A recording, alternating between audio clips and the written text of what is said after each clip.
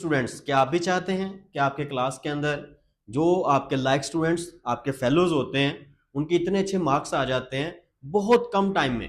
तो क्या आप भी चाहते हैं कि इतने थोड़े टाइम के अंदर आपके बहुत अच्छे मार्क्स आ जाएं?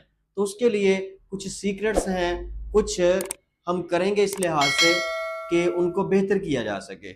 उन सीक्रेट्स के अंदर हम आपको 3 ट्रिक्स जो हैं वो बताएंगे। तो उसमें से जो फर्स्ट ट्रिक है वो ये वाला कि आपने ये देखना है कि आपके सिलेबस में से इंपॉर्टेंट चीजें कौन सी हैं।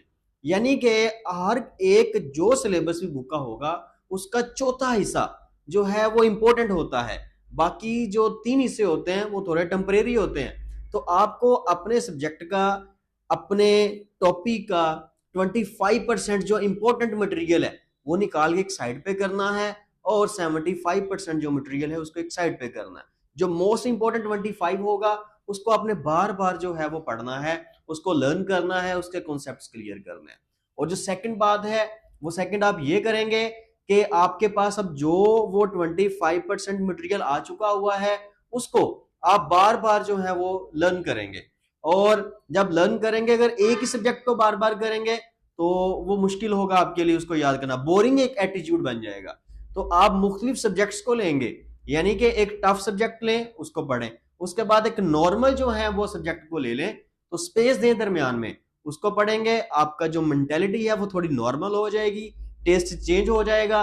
फिर आप एक जो है वो मुश्किल सब्जेक्ट की तरफ चले जाएं।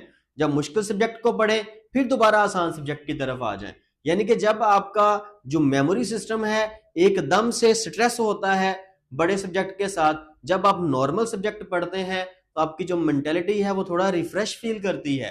जब ऐसा करेंगे तो आपका कॉन्सेप्ट और आपके पढ़ने का रवैया और आपका जो स्टेमिना है स्टडी का ये बढ़ जाएगा।